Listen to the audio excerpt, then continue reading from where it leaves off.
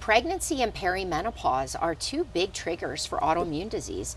Pregnancy is not a normal state of the body for women. It's a lot of stress, and your antibodies are trying to protect a fetus. So after you deliver, think about this, you're breastfeeding, you're up all night. So if you have a predisposition of stress in your body and you're dysregulated from the beginning, the switch happens.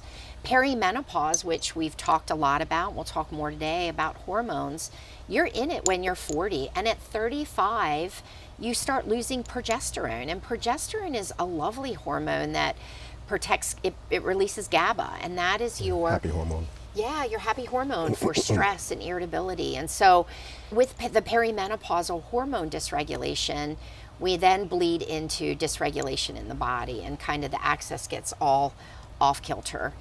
And so as, you know, as women, Wendell and I were talking a little bit about this earlier, if we aren't performing at superhuman strength and we're superwoman, we attack ourselves, and we feel like we aren't performing, we're failing, we're disappointing. It's something that's inbred in us from when we're little girls, right? And we fought for the patriarch right to be at the table and to be heads of states and to be head of companies.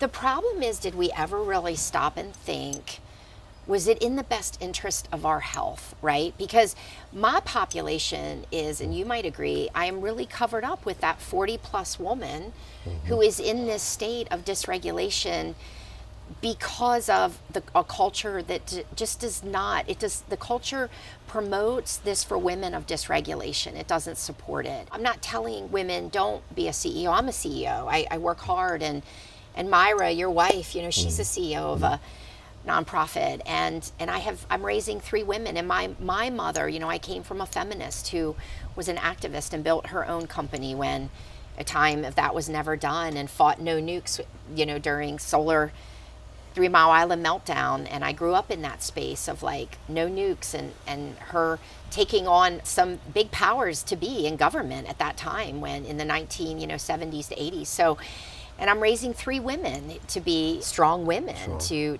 be whatever they can be. And so I'm not opposed to this lifestyle, but we have to find ways to adapt with it.